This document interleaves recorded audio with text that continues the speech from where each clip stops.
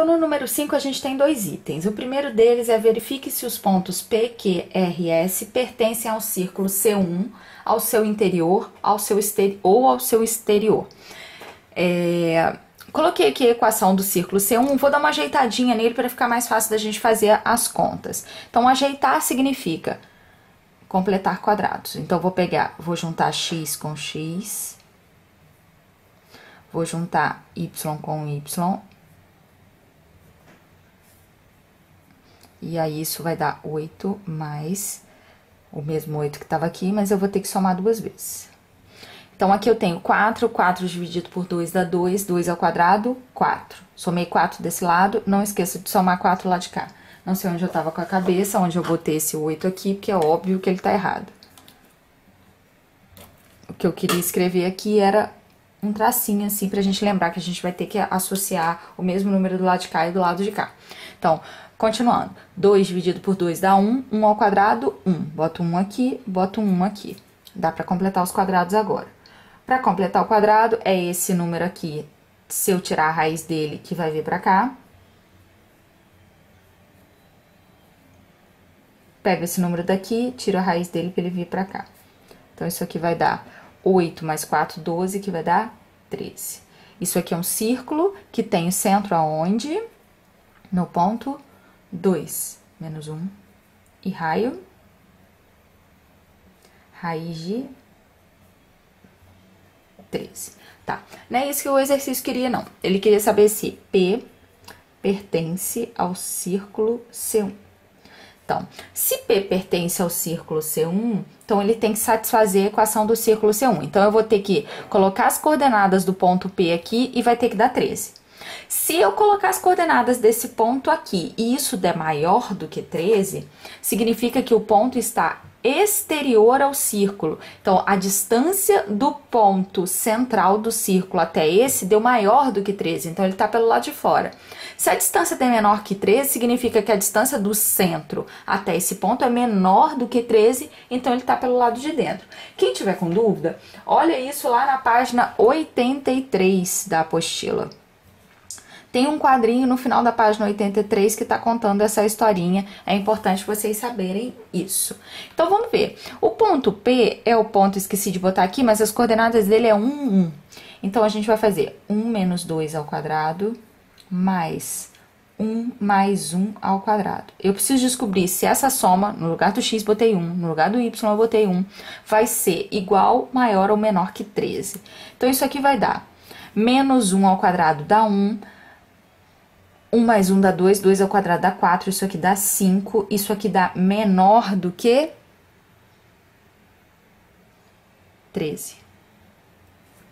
Se isso aqui dá menor do que 13, a gente conclui, então, que P pertence ao interior do círculo C1.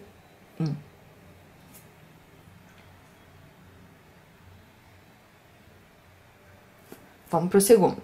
Agora, eu tenho o ponto Q. O ponto Q é igual a menos 3, 2. Então, isso aqui pertence ao círculo C1? É essa pergunta que eu sempre estou me fazendo. No lugar do x, eu vou botar menos 3. No lugar do y, eu vou botar 2. Então, vai ficar menos 3 menos 2 dá menos 5. Menos 5 ao quadrado dá 25. 2 mais 1, 3. 3 ao quadrado dá 9. Isso aqui vai dar, então, 34. Isso é maior do que 13. E isso significa, então, que o ponto Q pertence ao exterior do círculo C1. A chance das minhas contas estarem todas certas é quase nula, porque eu faço muita conta errada. Vocês confiram aí e qualquer problema me avisem. R é igual a menos 2 e eu quero descobrir se isso pertence ao círculo ou onde ele está. Então, vai ser menos 2 ao quadrado, mais menos 2 mais 1 ao quadrado. Menos 2, isso aqui dá menos 4, que ao quadrado vai dar 16. Menos 2 mais 1 dá menos 1, que ao quadrado vai dar 1.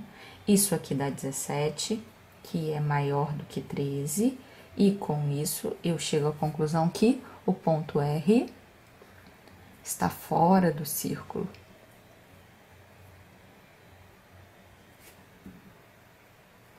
Vamos então para o último ponto, que é o S, que é o 4 menos 2, que eu quero saber de novo, ele pertence ao C1. Vamos de novo. Então, no lugar do X eu boto 4, no lugar do Y eu boto menos 2,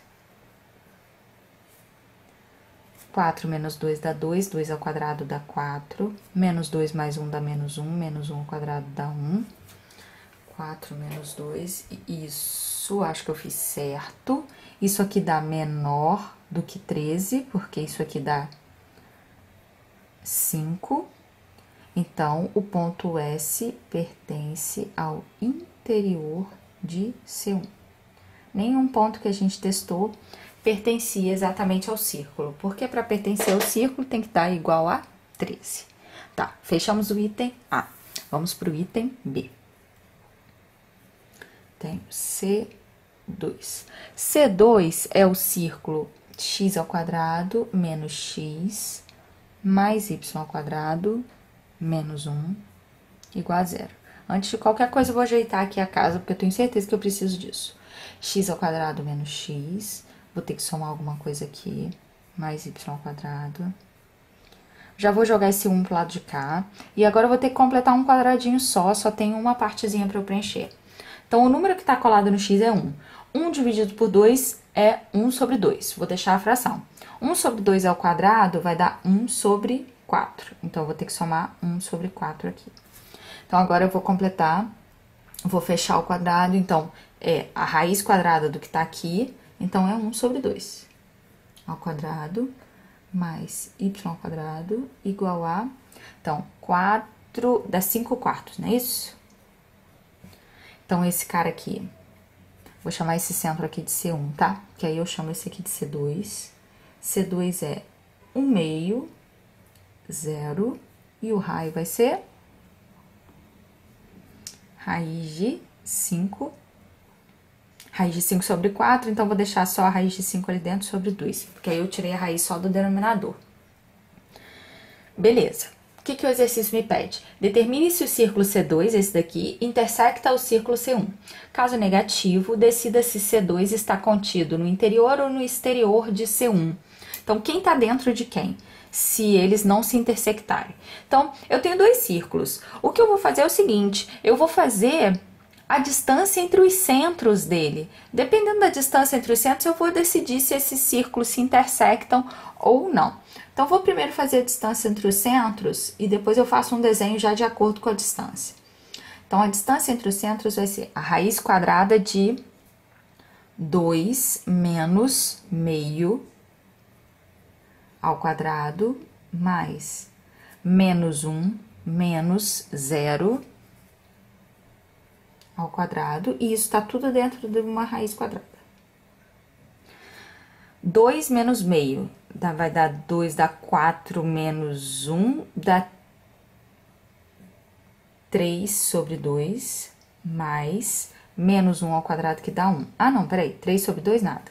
Fiz a conta errada. Dá 3 sobre 2, só que aí tem que estar ao quadrado. Deixa eu botar um quadrado aqui, que aí eu faço direitinho. É isso? Porque aí fica 4 menos 1 dá 3, isso. Aí vai ficar 9 sobre 4 mais 1. Então, vai ficar raiz de 9, vai dar 13 sobre 4. Vou tirar a raiz disso aqui, vai ficar raiz de 13 sobre 2. Repare o seguinte, a distância entre os dois centros... Então, vamos fazer um desenho aqui já, ó.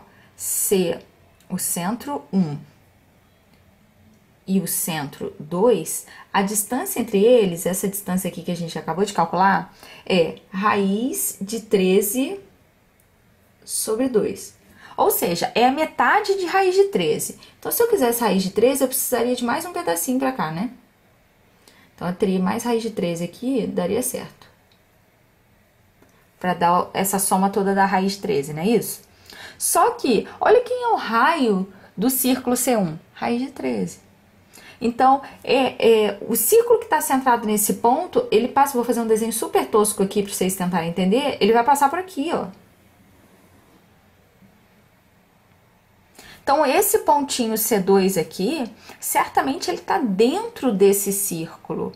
A distância de C1 para C2 é menor do que o raio do círculo, então C2 está contido no círculo, pertence ao interior do círculo.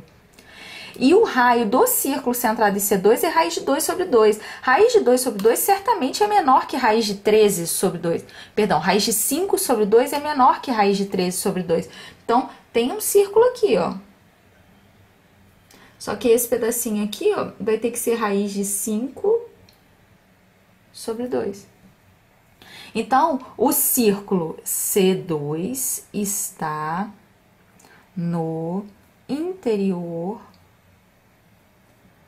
do círculo C1. A gente fez uma análise puramente geométrica da situação, utilizando apenas a distância entre os dois centros. Assim que vocês podem fazer sempre. Sempre que vocês quiserem entender se a interseção entre dois círculos é vazia ou não, façam a distância entre os centros e analisem a situação. Façam um desenho e um pouco melhor que esse meu aqui, tá? Isso aqui representa um círculo, mas quando vocês forem fazer, tentem fazer um pouco melhor do que o que eu fiz, porque realmente tá horroroso isso daqui. Bom, a gente fecha assim o exercício número 5.